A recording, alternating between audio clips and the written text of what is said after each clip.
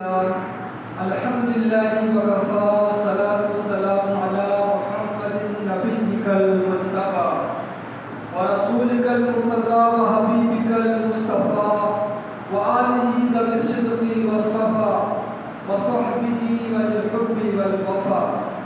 وخلفائه ساداتنا أبي بكر الصديق الأكبر وعمر الفاروق الأعظم وعثمان الغني ذي النورين وأسد الله العلي المرتضى وولده الإمام حسن المجتبى وصبته الإمام حسين التابع كالب والبلى بالزدقاء بطول الزهراء سيدة النساء وابنه سيدنا عبد القادر غوث الورى وسراج أمته سيدنا أبي حنيفة إمام الأئمة الهدى وعلى مجدد العالمين دينه وملته مرشدنا أحمد رضا وعلى الذي ماذل ردد مخالف السنة محسننا أخطر روى أما بعد قال الله تعالى في القرآن المجيد والقرآن الحميد أعوذ بالله من الشيطان الرجيم بسم الله الرحمن الرحيم ذلك الكتاب لا ريب فيه صدق الله العظيم وصدق رسوله النبي الأمين المتين الكريم ونحن على ذلك لمن الشاهدين والشاكرين والذاكرين والحمد لله رب العالمين. محترم احبہ رفیقان ملت، آئیے کچھ عرض و معروف سے قبل ساری کائنات کی مرکزی عقیدت مصطفیٰ جان رحمت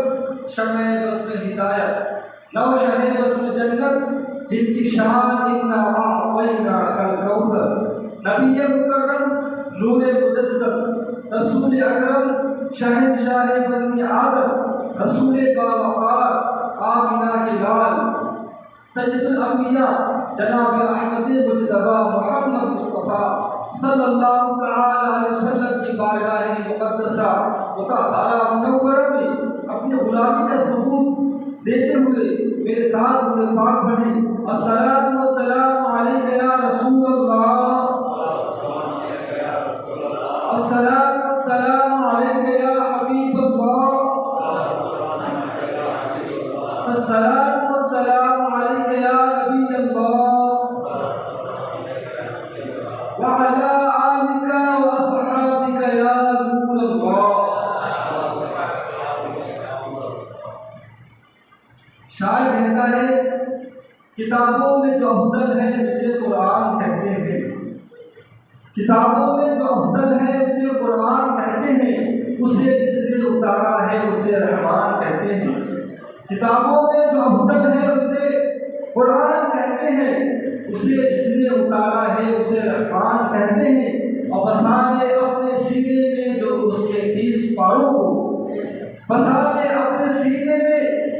جو اس کے 30 پاروں کو، زمانے بھر میں اس کو حافظ قرآن کہتے ہیں، زمانے بھر میں اس کو حافظ قرآن کہتے ہیں. اور دنیا کی کتابوں میں قرآن چمکتا ہے، دنیا کی کتابوں میں قرآن چمکتا ہے، قرآن میں اللہ کا فرمان چمکتا ہے. دنیا کی کتابوں میں قرآن چمکتا ہے، قرآن میں اللہ کا فرمان چمکتا ہے. اور جو انسان عادت بنا لے تلاوت قرآن کی، جو انسان عادت بنا لے تلاوت قرآن کی، اللہ کی نظروں میں وہ انسان چمکتا ہے، اللہ کی نظروں میں وہ انسان چمکتا ہے. اے قول محمد قول خدا، فرمان نہ بدلا جائے گا، بدلے گا زمانہ لاکھ مگر قرآن نہ بدلا جائے گا. آقا کریم صلی اللہ تعالی علیہ وسلم کے پیارے دیوانوں، میں نے جس آیت کریمہ کی تلاوت کرنے کا شرف حاصل کیا، یہ بہت مشہور اور معروف آیت کریمہ ہے. آپ سورہ فاتحہ کی تلاوت کریں گے، اس کے بعد یہی آیت کریمہ نظر آئے گی. ذالک الکتاب لا ریب فیہ. اللہ تبارک و تعالی اپنے کلام مقدس کے بارے میں ارشاد فرماتا ہے یہ قرآن وہ مقدس کتاب ہے جس میں شک و شبہ کی کوئی گنجائش نہیں. میرے پیاروں ذرا غور فرمائیں کہ کس کا قول ہے؟ کسی مدبر کا قول نہیں، کسی مفکر کا قول نہیں، کسی محدث کا قول نہیں، کسی مصنف کا قول نہیں، بلکہ خالق مخلوق کا قول ہے. خالق مدبر کا قول ہے، خالق مفکر کا قول ہے، خالق محدث کا قول ہے، خالق کائنات رب ذوالجلال کا قول ہے۔ کوئی تبدیلی نہیں، زمین اپنی جگہ سے گر سکتی ہے، آسمان اپنی جگہ سے ٹل سکتا ہے، پہاڑ اپنی جگہ سے اکھڑ سکتا ہے، شمس و قمر اپنا رخ بدل سکتے ہیں، دریا کی طغیانی رک سکتی ہے، دن اور رات کی گردش رک سکتی ہے، سمتیں بدل سکتی ہے، سیلاب اپنا رخ بدل سکتا ہے، تناور درخت اپنی جگہ ہل سکتا ہے، ہوا اپنا رخ بدل سکتی ہے، لیکن اللہ کے کلام میں کوئی تبدیلی نہیں۔ رب کعبہ خود ارشاد فرماتا ہے لا تبدیل لکلمات اللہ، اللہ کے کلام میں کوئی تبدیلی نہیں۔ خالق کائنات کا فرمان حق ہے، ساری کائنات کا وجود مٹ سکتا ہے، ساری دنیا جھوٹی ہو سکتی ہے، لیکن خدا کا فرمان بدلا نہیں جا سکتا۔ اسی لیے شاعر نے کہا ہے قول محمد قول خدا، فرمان کا بدلا جائے گا، بدلے کا زمانہ لاکھ مگر قرآن کا بدلا جائے گا۔ آقا کریم صلی اللہ علیہ وسلم کے پیارے دیوانوں، قرآن خود فرماتا ہے لا ریب فیہ، یہ وہ کتاب ہے جس میں کوئی شک نہیں، یہ وہ کتاب ہے جس میں کوئی شبہ نہیں، یہ وہ کتاب ہے جو شک و شبہ کی گنجائشوں سے پاک ہے، یہ وہ کتاب ہے جو پاک کمل اعلان کر رہا ہے جن میں شک کرنے کا تصور میں ذہن میں نہیں لایا جا سکتا۔ آقا کریم صلی اللہ علیہ وسلم کے پیارے دیوانوں، انسانی ذہن میں سوال پیدا ہوتا ہے، انسانی ذہن پڑھنے میں اعتراض بھرتا ہے، جس کلام میں شک و شبہ نہیں، جس کلام میں لوگ شک کیوں کرتے تھے؟ یقیناً اس کا جواب یہ ہے کہ جو قرآن میں شک کرتا ہے وہ اندھا ہے، اس لیے کہ وہ چشم بد سے قرآن کا مطالعہ نہیں کرتا۔ میرے پیاروں میں آپ سے سوال کروں، اگر کوئی اندھا قسم کھا کر کہے کہ دنیا میں سورج کا وجود نہیں تو کوئی اس کی بات پر یقین نہیں کرے گا۔ اگر اندھا قسم کھا کر کہے کہ دن اور رات برابر ہے تو کوئی اس کی بات پر بھروسہ نہیں کرے گا۔ اگر چمگادڑ دن کو سورج نہیں کہہ سکتا تو اس سے یہ لازم نہیں آتا کہ دنیا میں دن اور رات اور دنیا میں سورج کا وجود نہیں۔ اسی طرح اگر کوئی کافر اور مشرک اللہ کو کلام، اللہ قرآن کو اللہ کے کلام ہونے میں شک کرے تو کلام اپنی جگہ پر حق ہے، بلکہ کہنے والا جھوٹا ہے۔ ہزاروں کافروں اور مشرکوں نے اللہ کے وجود کا انکار کیا تو اللہ کی وحدانیت میں کوئی کمی آ گئی نہیں اور ہرگز نہیں، بلکہ کہنے والے کا وجود مٹ گیا۔ اسی لیے شاعر نے کہا مٹ گئے مٹتے ہیں مٹ جائیں گے عادت تیرے، مٹ گئے مٹتے ہیں مٹ جائیں گے عادت تیرے، نہ مٹا ہے نہ مٹے گا کبھی چرچا ہے۔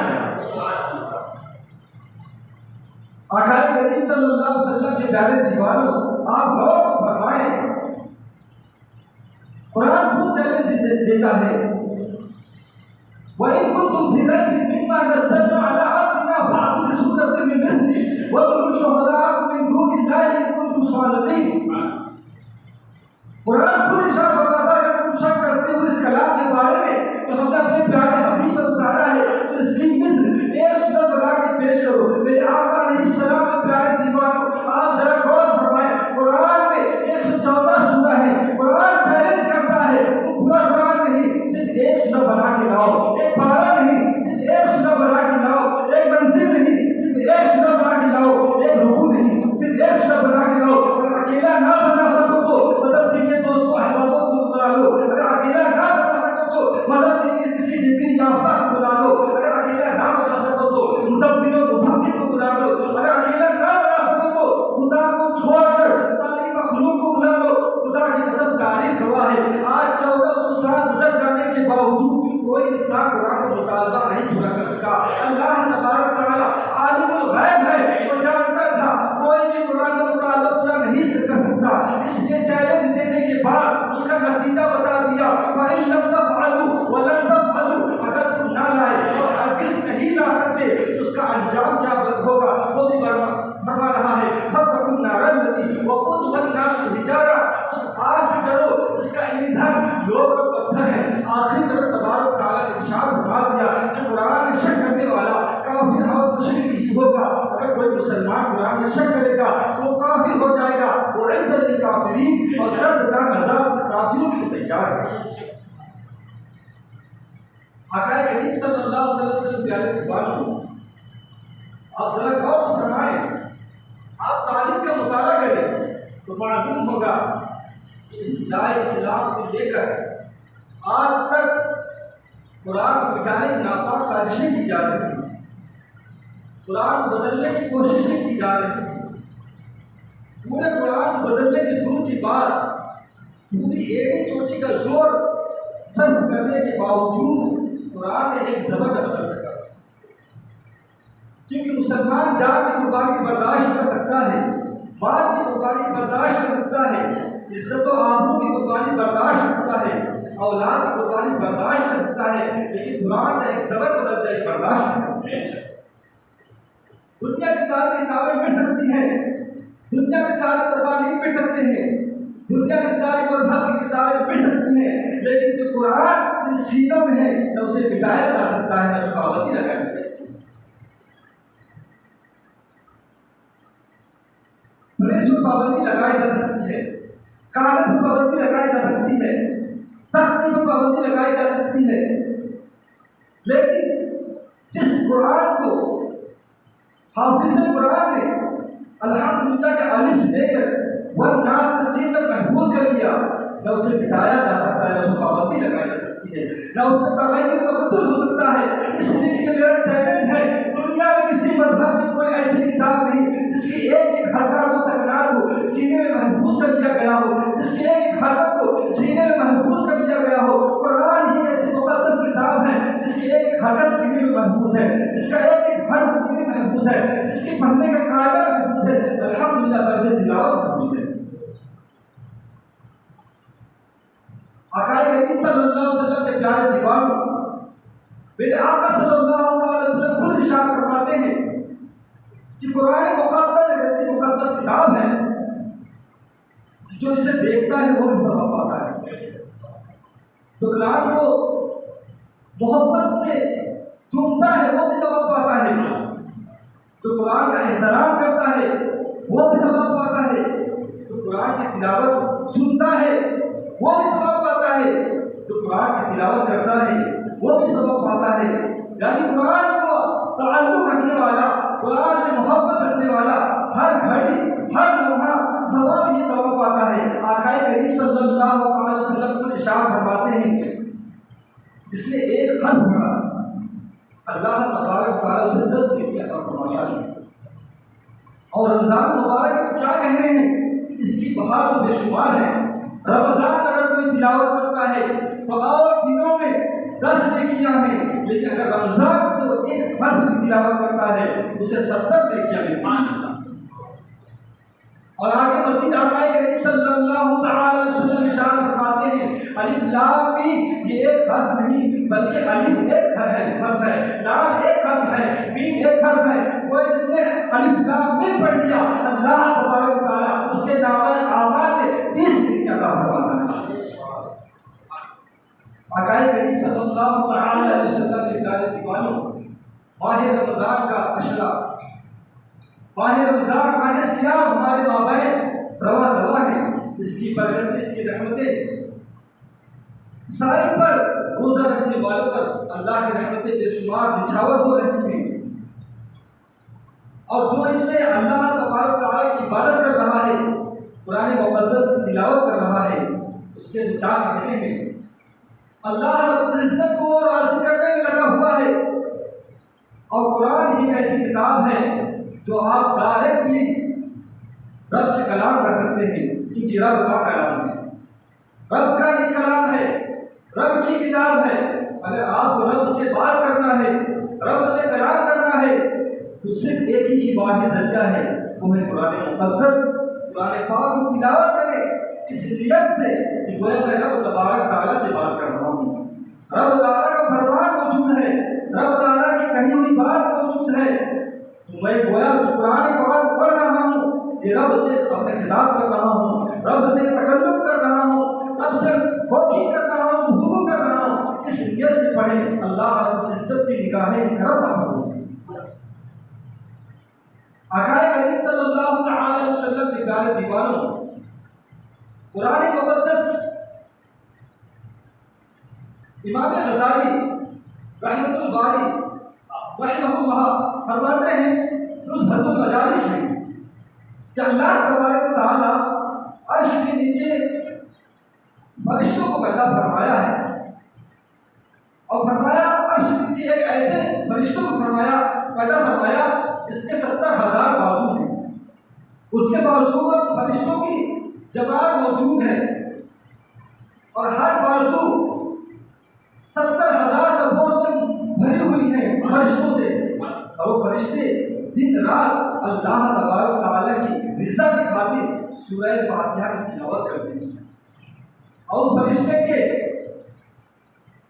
دائیں رخسار پر سورہ اخلاص یعنی کہ اللہ احد تحریر ہے، بائیں رخسار پر سورۃ الفاتحہ اور پیشانی پر کلمہ تشہد لکھا ہوا ہے۔ وہ تمام فرشتے جب اس فرشتوں کو دیکھتے ہیں تو سورہ فاتحہ کی تلاوت کرتے ہیں، اور جب اس آیت کریمہ میں پہنچتے ہیں ایاک نعبد و ایاک نستعین، اللہ تبارک تعالیٰ فرماتا ہے فرشتوں میں تم سے خوش ہوں، میں تم سے راضی ہوں، کہو کیا مانگتے ہو؟ فرشتے بارگاہ سمدی میں عرض کرتے ہیں رب کعبہ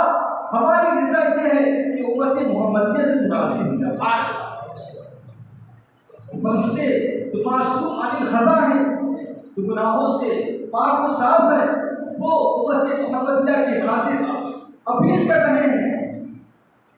طلب تعالیٰ کی رحمت جوش میں آتی ہے، اے میرے فرشتوں تم گواہ ہو جاؤ، جو بھی میرے محبوب کے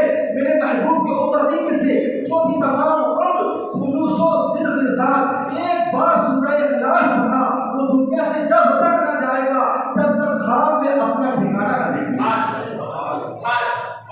پیاروں، آج ہم دنیا بھر کی باتوں میں اپنا وقت ضائع کرتے ہیں، لفظی چار بہر میں اپنا وقت پڑھ کے ختم کر دیتے ہیں، لوگوں کو طرح طرح کی باتیں کرتے ہیں، لیکن اتنا ٹائم نہیں ملتا کہ قرآن کی تلاوت کر سکیں۔ کوشش کریں، یہ ماہ رمضان ہے، یہ ماہ رحمتوں سے بھرا ہوا ہے، مغفرت سے بھرا ہوا ہے، جہنم سے آزادی اور جنت کے داخلے کے لیے بھرا ہوا ہے۔ میرے پیاروں، اس ماہ رمضان میں اللہ کے رسول صلی اللہ علیہ وسلم ارشاد فرماتے ہیں جس نے اپنی مغفرت نہ کروا سکا وہ بدبخت ہے، وہ بدبخت ہے، وہ بدبخت ہے۔ تین مرتبہ آقا کریم صلی اللہ علیہ وسلم نے ارشاد فرمایا، گزشتہ دنوں میں نے عرض کیا تھا، اس پر نبی کریم صلی اللہ علیہ وسلم نے آمین کہا اور جبریل امین نے دعا کی تھی۔ میں نے عرض کیا تھا تین ایسے بدبخت لوگ ہیں جس کے بارے میں نبی کریم نے خود آمین کہا اور جبریل امین نے دعا کی تھی۔ میں نے عرض کیا تھا کہ وہ ملائکہ، وہ فرشتوں کے سردار وکیل زندہ جبریل امین علیہ السلام دعا کر رہے ہیں اور اس پر آمین کہنے والے سید الانبیاء سرکار دو جہاں صلی اللہ علیہ وسلم کے ذات ہیں۔ میرے پیاروں، ذرا غور فرماؤ، اللہ کے رسول منبر برات پر تشریف لے جا رہے ہیں، پہلے زینہ میں تشریف رکھتے ہیں تو آمین کہتے ہیں، دوسرے زینہ میں تشریف لے جاتے ہیں تو آمین کہتے ہیں، اسی طرح تیسرے میں تشریف لے جاتے ہیں آمین کہتے ہیں۔ صحابہ نے عرض کی تھی یا رسول اللہ آج پہلی مرتبہ دیکھ رہا ہوں، آگے ماجرا کیا ہے؟ آقا کریم صلی اللہ علیہ وسلم ارشاد فرماتے ہیں اے میرے صحابہ سنو، جبریل امین جب پہلے زنا پہ قدم رکھے کہا اس کے لیے بربادی ہو، اس کے لیے ہلاکت ہو جس نے ماہ سیام کو پایا، ماہ رمضان کو پایا اور اللہ تعالیٰ کی عبادت کر کے اللہ کو راضی نہ کر سکا، اس کے لیے ہلاکت ہو، اس کے لیے بربادی ہو۔ میرے پیاروں، جبریل امین نے دعا کی، اس پر آمین کہنے والے سید الانبیاء کی ذات ہے، نبی پاک کی ذات ہے۔ ہم تو آج نیک بندوں پر توقع کرتے ہیں کہ کوئی نیک بندہ دعا کر دے اس کی دعائیں بارگاہ ہستی میں قبول کی جاتی ہیں۔ میرے پیاروں، ذرا غور کرو، وہ ذات اس معصوم الخطا ہے، دعا کرنے والی کی ذات معصوم الخطا ہے، خطاؤں سے پاک ہے، گناہوں سے پاک ہے، اور آمین کہنے والی ذات بھی نبی پاک صلی اللہ علیہ وسلم کی ذات ہے۔ انہیں دعا کی، انہیں مہر ہو گیا اور اس دعا کا قبولیت ہونا 100% کوئی کام نہیں کر سکتا۔ میرے پیاروں، پھر آخر نبی کریم صلی اللہ علیہ وسلم فرماتے ہیں کہ دوسرے زنا میں تشریف لے گیا تو نبی پاک صلی اللہ علیہ وسلم فرماتے ہیں جبریل امین نے دعا کی اس کے لیے بربادی ہو، اس کے لیے تباہی ہو، اس نے والدین کو پایا، اپنے ماں باپ کو پایا اور پانے کے بعد ان کی خدمت کر کے جنت حاصل نہ کر سکا۔ میرے پیاروں، توجہ فرماؤ، ذرا جملوں پر توجہ فرماؤ اور دیکھو دعا کون کر رہا ہے، آمین کرنے والی ذات کون سی ہے؟ اس کے لیے تباہی ہو، اس کے لیے بربادی ہو، نبی پاک نے کہا آمین۔ تیسرے زنا میں تشریف لے جاتے ہیں، فرماتے ہیں جبریل نے دعا کی اس کے لیے ہلاکت ہو، اس کے لیے بربادی ہے جس جس کے پاس میرا ذکر ہو، میرا نام محمد لیا جائے اور صلی اللہ علیہ وسلم نہ کہے، اس پر درود پاک نہ پڑھے، اس کے لیے ہلاکت ہو، اس کے لیے بربادی ہو۔ نبی نے کہا آمین۔ میرے پیاروں توجہ یہ دلانا چاہتا ہوں، ماہ رمضان کے اوپر اگر جس نے اپنی مغفرت نہ کروا سکا، اللہ کی بارگاہ میں عبادت کر کے، قرآن کی تلاوت کر کے اللہ کو راضی نہ کر سکا، حاصل جنت نہ کر سکا، اس کے لیے تباہی اور بربادی ہے، کیونکہ دعا کرنے والی ذات وکیل سدرہ کی ہے اور آمین کہنے والی ذات سید الانبیاء صلی اللہ علیہ وسلم۔ آقا کریم صلی اللہ علیہ وسلم کے پیارے دیوانوں، قرآن مقدس ایک ایسی کتاب ہے جو اس کی تلاوت کرتا ہے وہ ہمیشہ گناہوں کے سے بچ کر نیکی میں ڈوبا رہتا ہے، اور اللہ کے فرشتے اس پر سایہ ہمیں کر دیتے ہیں۔ اور مشکاہ شریف حدیث سے پاک غور فرمایا، آقا کریم صلی اللہ علیہ وسلم نے ارشاد فرمایا جب لوہے کو پانی لگتا ہے تو اس میں ایک زنگ لگ جاتا ہے، اسی طرح لوگوں کے دلوں میں زنگ لگ جاتا ہے۔ صحابہ کرام نے عرض کیا رسول اللہ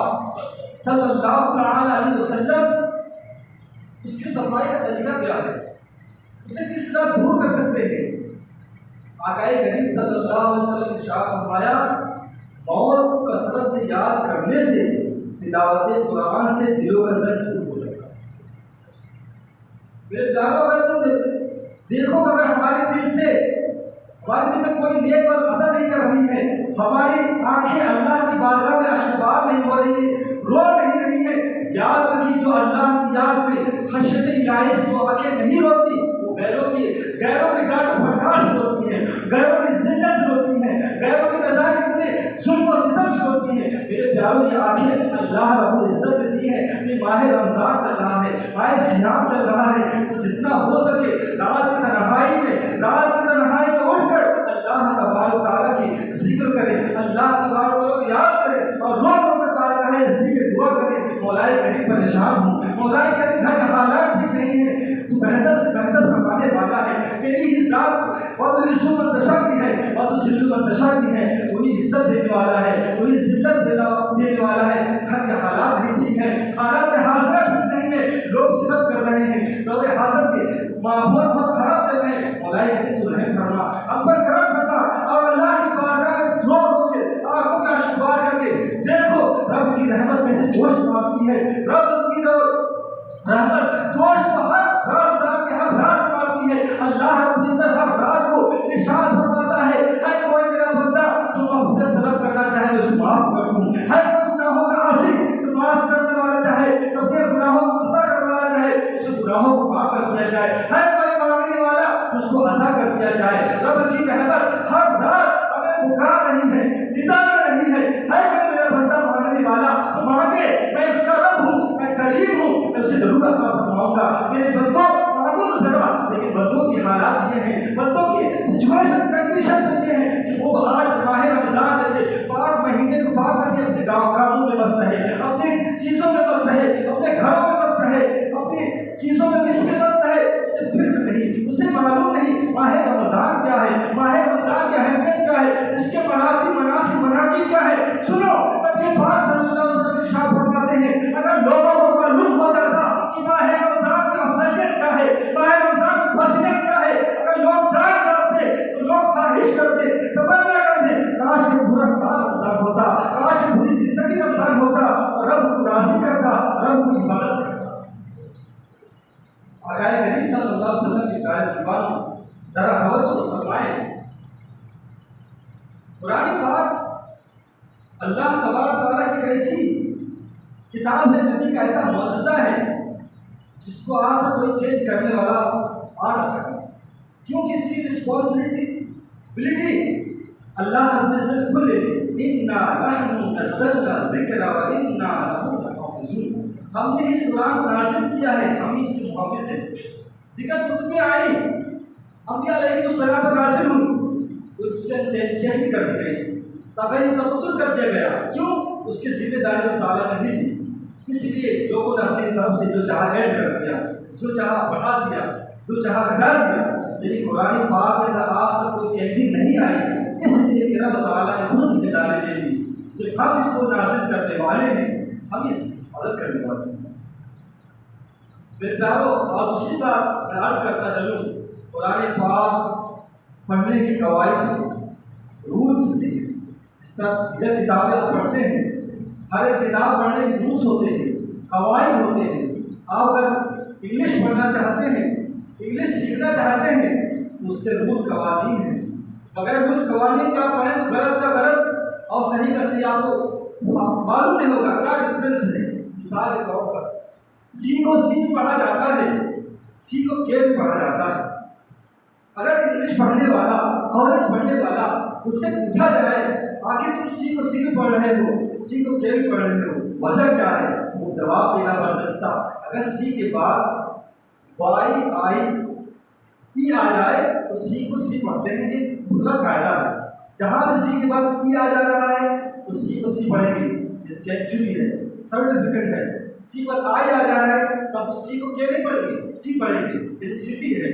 سی پر وائی آ جا رہا ہے تب سی کو سی پڑھیں گے، جیسے آئی سی ہے، سائیکلون ہے، سائیکل ہے۔ اس طرح کوئی ایگزامپل سے آپ سمجھائے گا اور سی کے بعد اے او یو آر کے ٹی آ جاتا ہے تو سی کو سی نہیں پڑھیں گے بلکہ کے پڑھیں گے، جیسے کیک ہے۔ بہت سارے ایگزامپلس موجود ہیں۔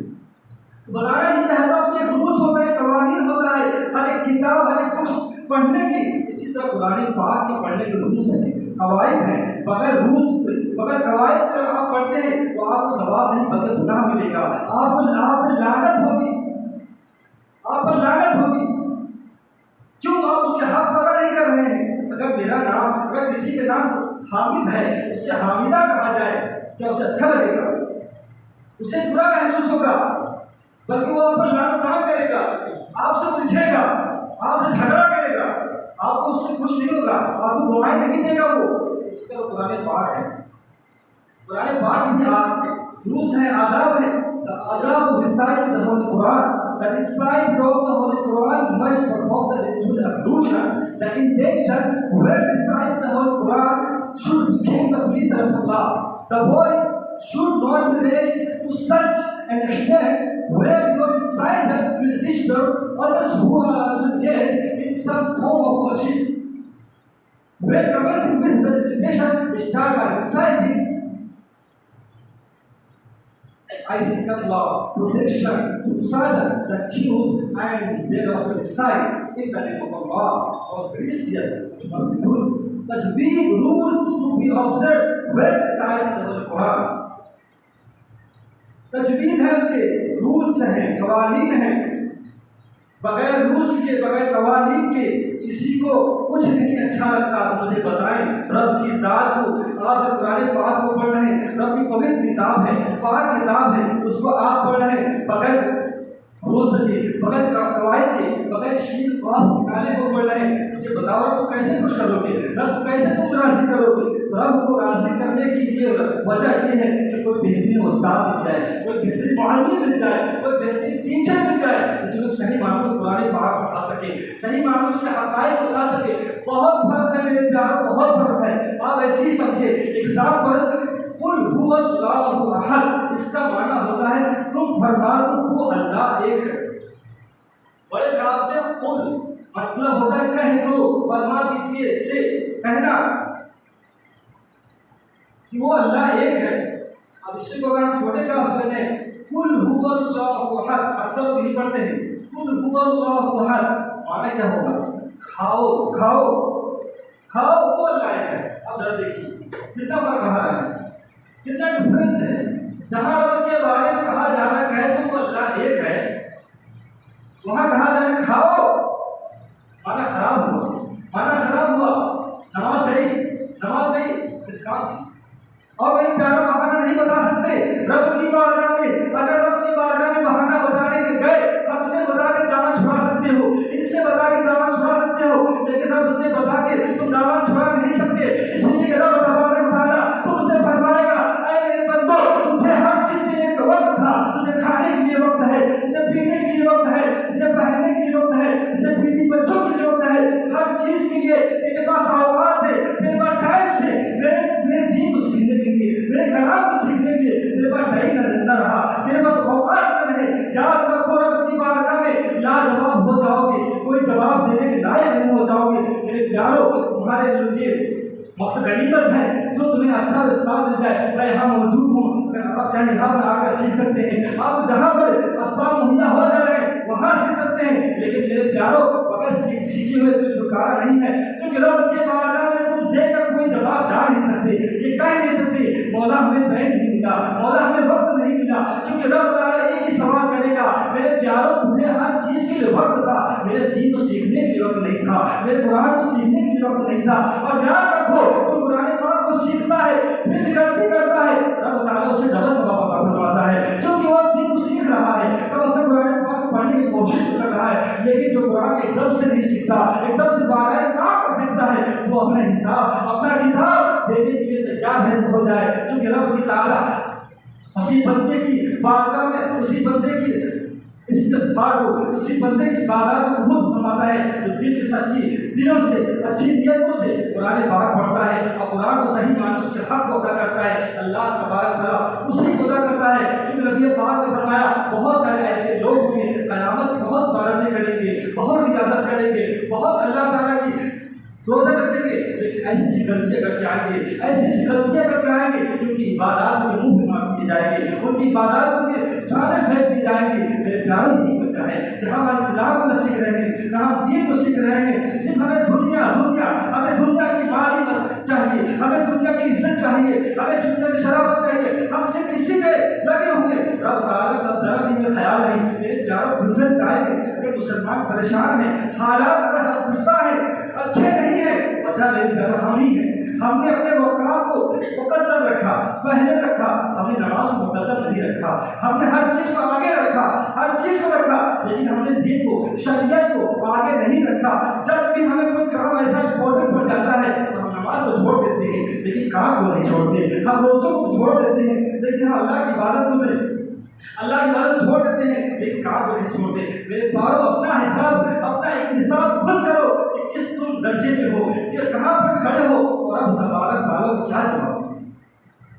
آقا کریم صلی اللہ علیہ وسلم کی بات بس آخری بات عرض کر تھی، آپ سے کوشش گزار کر کے گزر جاؤں گا۔ نبی پاک صلی اللہ علیہ وسلم کی بارگاہ میں ایک جنازہ آیا، نبی پاک صلی اللہ علیہ وسلم نے ارشاد فرمایا کیا شخص خود قرض ہے؟ لوگوں نے عرض کیا یا رسول اللہ صلی اللہ علیہ وسلم سے 4 گھر قرض ہے۔ آقا کریم صلی اللہ علیہ وسلم نے ارشاد فرمایا کہ میں اس کی نماز جنازہ نہیں پڑھوں گا۔ غور کریں وہ لوگ جو لوگوں کا مال کھا جاتے ہیں، لوگوں کا مال ہڑپ لیتے ہیں، ذرا بھی خدا کا خوف نہیں ہوتا، ذرا خدا کا خشیت الہی کی طرف ان کا دل ڈرتا نہیں، کانپتا نہیں کہ جس بندے کا حق میں مار رہا ہوں، جس بندے کا حق میں کھا رہا ہوں، یہ رب کی بارگاہ میں کل کھڑا ہو جائے گا، میری نیکیاں جو قبول ہوئی ہیں وہ اسے دے دی جائیں گی اور اس کے گناہوں کو میرے اوپر ڈال دیا جائے گا۔ کیوں نہیں سوچتے؟ آقا کریم صلی اللہ علیہ وسلم ارشاد فرماتے میں اس کی نماز جنازہ نہیں پڑھوں گا۔ اتنے میں جبریل امین عرض کرتے ہیں یا رسول اللہ صلی اللہ علیہ وسلم اللہ تبارک و تعالیٰ آپ کو ثواب دیتا ہے اور ارشاد فرماتا ہے آپ اس کی نماز جنازہ پڑھائیے، یہ مغفور ہے، مرحوم ہے، بخشا ہوا ہے، کیا ہوا ہے۔ آقا کریم صلی اللہ علیہ وسلم ارشاد فرماتے ہیں اے جبریل امین ذرا یہ بتاؤ اس شخص کو یہ عظمت کس عمل کے بدولت نصیب ہوئی، اس کی بلندی مراتب کا سبب کیا ہے، اس کا کون سا عمل اللہ کو پسند آ گیا۔ جبریل امین بارگاہ رسالت عرض کرتے ہیں یا رسول اللہ صلی اللہ علیہ وسلم یہ شخص روزانہ سورہ اخلاص یعنی قل هو اللہ احد 100 مرتبہ پڑھتا تھا، جس میں اللہ تعالیٰ کی تعریف کا بیان ہے، جس میں اللہ تعالیٰ کی صفات کا بیان ہے، جس میں اللہ تعالیٰ کی حمد و ثنا کا تذکرہ ہے۔ اسی سبب سے اللہ تعالیٰ نے اس کی بخشش فرما دی اور فرماتا ہے جو شخص اس کی نماز جنازہ میں شریک ہوگا اللہ تبارک و تعالیٰ اس کی بھی مغفرت فرمائے گا۔ غور فرمائے سورہ اخلاص کی یہ مرتبہ یہ مراتب اللہ نے رکھے ہیں، جو قرآن کی عالم کیا ہوگا، تو قرآن کا مرتبہ کیا ہوگا۔ آگے جبریل امین عرض کرتے ہیں یا رسول اللہ صلی اللہ علیہ وسلم آپ کی امت میں سے جو بھی پوری عمر میں کبھی بھی سورہ اخلاص صدق دل سے سچے دل سے اگر پڑھتا ہے تو وہ ضرور اپنا دنیا ہی میں جنت کا ٹھکانہ دیکھیے۔ میرے پیاروں، آج ہم دنیا کی طرح طرح کی باتوں میں اپنا وقت ضائع کرتے ہیں، طرح طرح کی بےہودہ باتوں میں لوگوں کو جھگڑتے ہیں، گالیاں دیتے ہیں، اتنی فضول باتوں میں اپنا وقت ضائع کر دیتے ہیں۔ اتنی توفیق نہیں ہوتی کہ قرآن کی تلاوت کر سکے، نہیں تلاوت کر سکتے، کم از کم تلاوت قرآن کو سن سکے۔ قرآن پاک کو سن نہیں سکتے، قرآن پاک کو دیکھو۔ میرے پیاروں، قرآن ایسی مقدس کتاب ہے، جو اسے دیکھتا ہے وہ بھی ثواب پاتا ہے، جو قرآن کو پڑھتا ہے وہ بھی ثواب پاتا ہے، جو سنتا ہے وہ بھی ثواب پاتا ہے، جو اسے چومتا ہے، دل سے لگاتا ہے وہ بھی ثواب پاتا ہے۔ قرآن پاک سے تعلق رکھنے والا، محب محبت کرنے والا ثواب ہی ثواب پاتا ہے۔ میرے پیاروں، اگر آپ سے جتنا ہو سکے قرآن پاک کی تلاوت کریں۔ اگر قرآن پاک نہیں جانتے ہیں پڑھنا تو کم از کم قرآن پاک کو دیکھیں، اس کو چومیں، ایک آیت اپنے ہاتھ کو پھیریں۔ میرے پیاروں، ٹائم نہیں ہے ورنہ میں آپ کو بتاتا، قرآن پاک اسے دیکھ کر پڑھنے والا نہیں، اس میں دیکھ کر ہاتھ پھیرنے والا اللہ تبارک تعالیٰ روزانہ ایک بندہ تھا جو روزانہ صرف قرآن پاک دیکھ کر اپنی انگلیاں پھیرتا تھا اور کہتا تھا جو بھی اس میں لکھا ہے حق ہے، سچ ہے، رب کا فرمان ہے۔ اسی طرح کرتا رہا۔ اللہ تبارک تعالیٰ جب اس کا انتقال ہو گیا، کسی کے خواب میں دیکھا تو اللہ تبارک تعالیٰ اس کی مغفرت ہوئی۔ یہی عرض کرنا ہے کہ قرآن پاک جتنا ہو سکے صحیح پڑھنے کی کوشش کریں اور قرآن پاک سے ہمیشہ تعلق لگائے رہیں۔ اللہ تعالیٰ آپ کو ضرور اجر فرمائے گا۔ اور میں پھر عرض کرتا ہوں، چلتا رہوں، ماہ رمضان چل رہا ہے،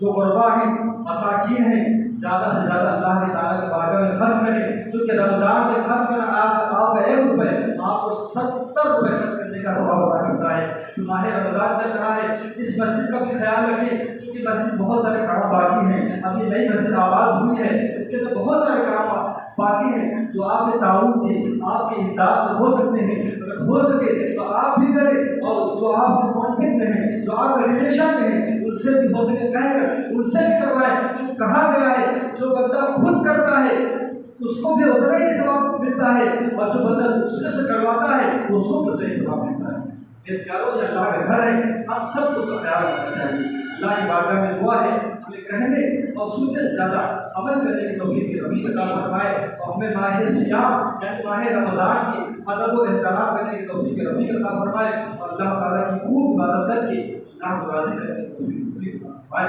اللہ توفیق الا باللہ، وآخر دعوانا الحمدللہ، السلام علیکم۔